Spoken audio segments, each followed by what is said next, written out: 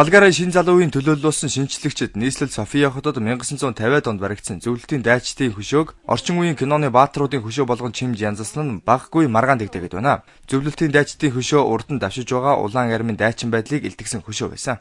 Харин одоо Америкийн киноны баатрууд болсон байна. Супермен Орос автомат буу пулемет барьсан. Санта Клаус өвөө дуран Орос винто барьсан байна. Түүний ард талд Макдоналдыг үүсгэн байгуулсан Рональд Пи ууж байгаагаар будаж янзалжээ. Болгарын иргэдийн зарим нь зөвлөлтийн ирэнгүй дуусч шинэ үе гарч ирснийг харуулж байна гэж үзэж байгаа бол нөгөө хэсэг нь зөвлөлтийн дайчдыг доромжилж дэлхийн 2 дугаар дайнд дэлхийн ард түмнийг фашизмаас аварсан улаан армийн дайчдын үйл хэргийг үгүйсгэж байна гэж үзэж байна. Хөшөөг өөрчилсөнийг ялангуяа Оросууд эмзэглэж хүлээж авч байгаамаа.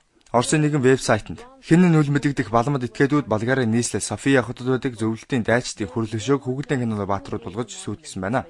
Эндээс юу харж болох вэ гэхлээр Болгарчууд одоо хүртэл өнгөрсөн түүхийн талаар хоёр хуваагдсан байдаг нь харагдаж байна гэж шинжээчид үзэж байна. Нэг хэсэг нь Оросууд Болгарыг эзэн төрөмгөлж маш их цус урсгаж байж хүчээр коммунист дэглэм тогтоосон гэж үзэж байгаа бол нөгөө хэсэг нь Оросууд амнасаа хайхралгүй баатарлагаа тулалдаж Болгарын ард түмнийг фашизмын аюулаас аварсан гэж үздэг байна. Болгар улсын шинжлэгчид хотын төвд байдаг зөвлөлтийн дайчдын хөшөөг буулгахаар чармааж байгаа боловч одоо хүртэл үр дүнд хүрээгүй байна. Шинжлэгчдийн үзэж байгаагаар дэлхийн 2 дугаар дайнд Болгар улс төвийг сахиж байсан.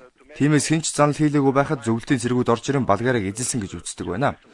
Шинжлэгчид залуу үедээ түүхийн үнэн мөнийг үлдээхээр чармааж байгаа нь энэ юм байна. Шинжлэгчдийн төлөөлөл сэтгүүлч Иво Энтзевийн үзэж байгаагаар дэлхийн 2 дугаар дайны төгсгөлд Болгарын арим зөвлөлтийн аримтай хамт Германы эсрэг тулалдсан учраас зөвлөлтийн төдийгүй Болгар цэргүүдчсэн амиалтсан. Зөвлөлтийн арим Болгарт орж ирэхэд нацистууд байхгүй байсан. Зөвлөлтийн арим орж ирэхэд буудаж болохгүй гэдэг тушаалаар болгарчууд найрсагаар угтаж авсан.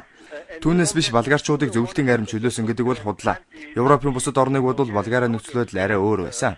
Тиймээс эзлэн төмөргөөллийн бэлэг тэмдэг усан том хөшөөнүүдийг хотын төвөөс зайлуулж өөр тусгай түүхт газар нь байрлуулах нь зөв гэж Иво Энтзев үзэж байгаа юм байна.